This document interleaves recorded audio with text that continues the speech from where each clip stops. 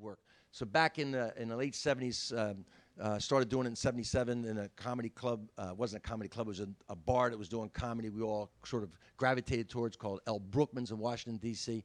Around 1978, been doing it for a little over a year, 2 years.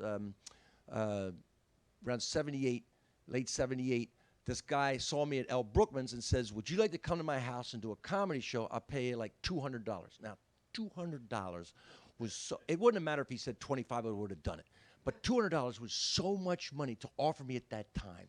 I said, of course. Now, I don't think anything about, I'll do it anywhere. I'd gone to Manassas Fire Department picnic and outside, tried doing comedy on a flatbed truck in the middle of the day. I'd gone, my first job was opening for the Ramones. I had so many gigs. I can tell you that this didn't even enter my mind as it was going to be a problem. But I show up that night, and as soon as I walk into the house, I realize the difficulty that's ahead of me because there's a party going on. It's a house party. It's just a party. So there's music playing on the stereo. The lights are low. Couples are paired off. Guys are hitting on women. There's a little smoke and there's drinking. And I see this guy, and he comes up, and he's kind of as drunk as he was when he hired me, So he goes, "This is fantastic. You ready to do it?" I said, "Yeah." I go. So he starts flashing the lights. He goes, "Hey, everybody. Hey, everybody."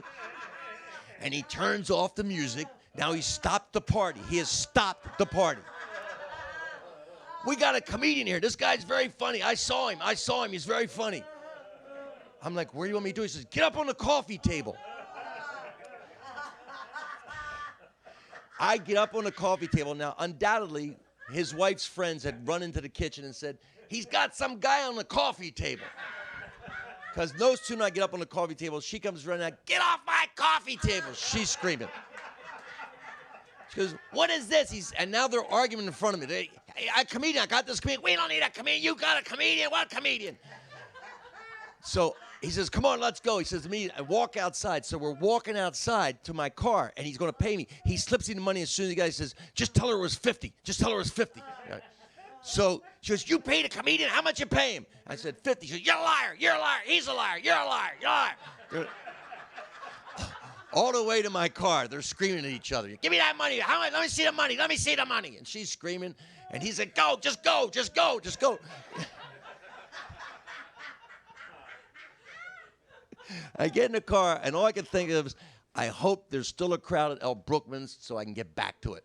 Because every comic knows the only way to get a bad taste out of your mouth of a bad show is a good show. And I drove straight to L. Brookman's to do a show.